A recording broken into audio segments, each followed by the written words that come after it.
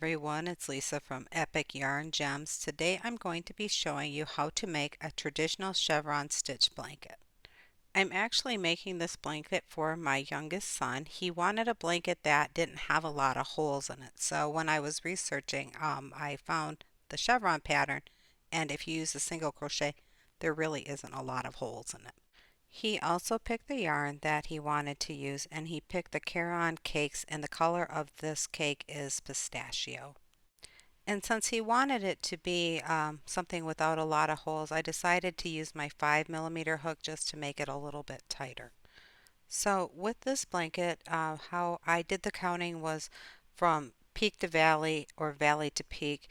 And to start off the blanket, you're going to need a foundation chain of sets of 25. So if you wanted 9 peaks, you would do 9 times 25. And then if you wanted more or less, you would just do whatever number of peaks you want times 25. And then once you get that number, you're going to want to add an additional 3 chains. So for this blanket, I did 228 chains across. To be honest, I wish I would have done a few more because it does shorten up when you make the peaks and valleys. So I would have probably liked to make 10 or 11, but I think it's going to be just the right size for him. So for the first row, what you're going to do is you're going to go into the second chain from the hook, and you're going to put your hook through that chain, yarn over, and pull up a loop. You'll have 2 loops on your hook. Then you're going to go into the next chain, yarn over, pull up a loop, and 3 loops on your hook. You're going to yarn over and pull through all 3 of those loops on your hook, and that is how you're going to do the single crochet 2 together. And then in the next 11 chains, you are just going to do straight single crochets. And as you finish that up, what we're doing is we are starting up to the top of that peak. And once you get those 11 stitches or those single crochets into your chain, on that 12th chain, what you are going to do is you are going to be making the peak. So in my last video, I had mentioned that my recording equipment and my editing equipment actually was not working any longer. And what I do is I use an iPad actually for all of my editing. And it is not going to be able to work, so I have to get a new one. Luckily, I was still in the warranty, so for the next maybe week or so, I'm going to be having to do my videos on my phone. So I hope that they turn out okay. And now we are at the top of our peak. So in this stitch, this was after we did the 11 single crochets, we are going to do 3 single crochets all into that same chain or that stitch. And what that's doing is it's making the peak for you. And now what we're going to do is we are going to go into the next chain, and we are going to do 11 single crochets, and this is going down to make the valley of this stitch. As I was working this up, I was thinking, boy, this uh, really looks familiar to me. And my mother actually had made a blanket like this many, many years ago, almost with the identical colors. So as it was working up, I kept thinking, gosh, what is this reminding me of? And it reminds me of an Afghan that my mom had for many years at our house. It did have some gold in it as well as the greens, but it did remind me of her a lot. And it just made me smile to think about it as, that I'm pretty much making the same blanket that she made, but I'm making it for my son, which again makes it extra special. As we're working our way down into this valley, you can start to see that it is starting to make a bit of a, hopefully a zigzag pattern. So now that we are at the bottom, after those 11 single crochets, what we're going to do is we're going to skip the next 2 chains, and we are going to go into the chain after that, and this is where the repeat pattern starts. So you will be doing 11 single crochets up, which is making the peak, and then after you do the 11, you are going to do 3 single crochets in the top stitch, and that's making the peak. And then what we're going to do is we're going to do 11 single crochets down, which is making the valley. And when we get down to that valley, we are going to skip two of the chains. And then in the chain after that, we are going to start our single crochets again. And that makes the valley. Now, this video is going to probably be pretty short because what I just told you is pretty much the entire pattern of this blanket. And you just do it over and over until you get to the length that you want. So for this one, you probably noticed that there were different colors in that caron cake. It was a stripe. And what I wanted to do was I didn't want to stop in the middle of a row and have the transition of the colors change in the middle of a row. So what I did was a bit of the color blocking. So I'm going to show you how I did that and how it worked up is with each stripe I was able to do 4 rows, and then at the end of the 4th row I changed color even though the cake may not have had me change the color. And to be really honest, it was really close, and had I made it a little longer like I said I wanted to, it would have worked out exactly. But I didn't waste too much yarn as I was making this, so I feel pretty good about it. I have so much leftover yarn I don't need any more.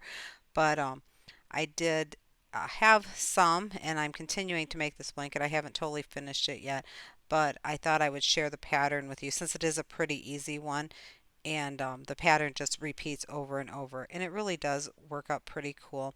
So you can see that we're starting to get that zigzag pattern going here, and this is in the first row. When we're finishing up our first row, when there are 2 stitches left, what we're going to do is that single crochet 2 together.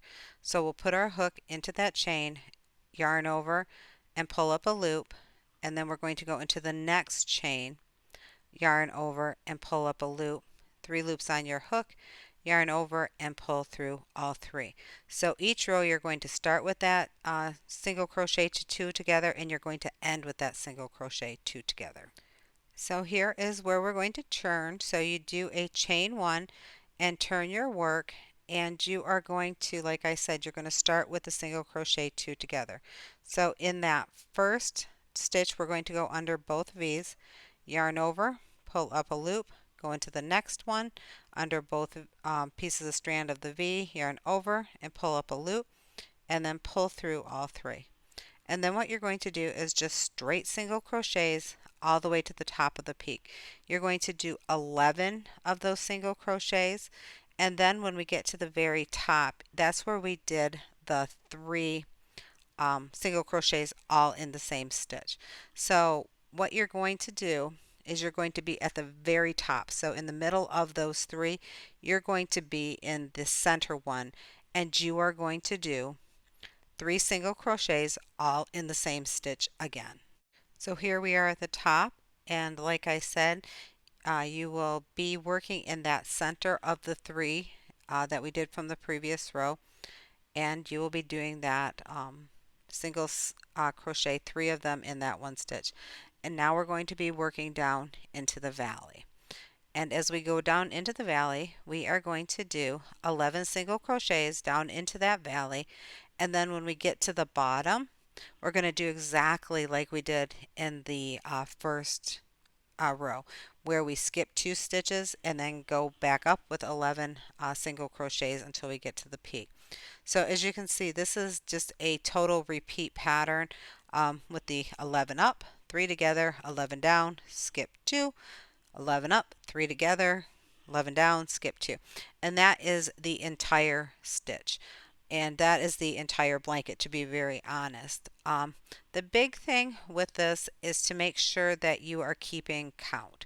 It doesn't have to be, with every peak and valley you do, and you'll really start to get into the hang of it, where you see that you are at the top and you have done 11 stitches.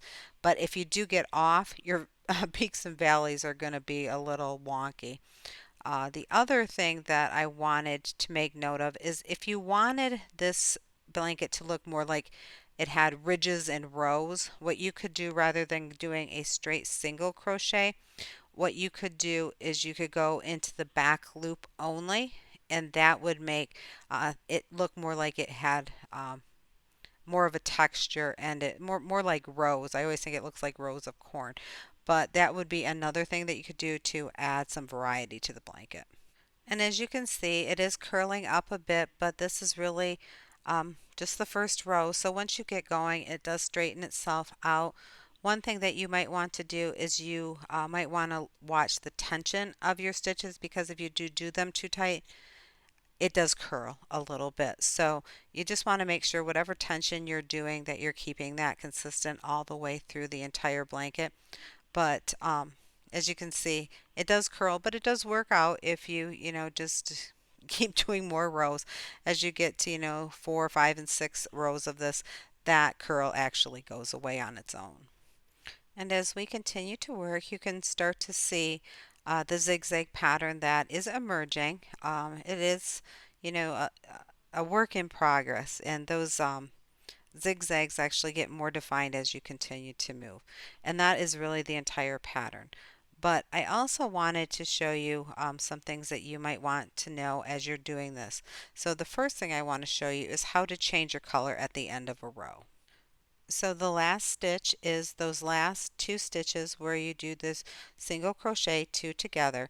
So when you get to the point where you have 3 loops on your hook, this is when I change my color. So what I do is I take the next color, which I was able to pull out of the center of this cake, and then I just lay the next color over my hook. And I finish that single crochet two together with that strand of yarn. And then what I do is I hate weaving in the ends. So what I do is I try to incorporate them as I'm doing my stitch across. So the next thing you're going to do is the chain one and turn your work. And what I do so that I don't have so many ends to weave in is I lay the colors across the top of the stitch of the previous row, and then I just incorporate it. So here, I have those two pieces of strand from the current new tail and also the tail from the previous color, and I lay those across and I just do a single crochet basically over the top of them. This is just something that I do. I prefer to do it this way, but if you have another way that you change color, I just wanted to give you an option on how to do that. And typically what I do is when I do change the color and I incorporate the ends into the blanket is I usually try to go about 10 stitches in, just so that it doesn't come out easily. So this is the way that I do it, like I said. So if you find it helpful, awesome. If not, you can just skip through this part and do it any way that you like to do.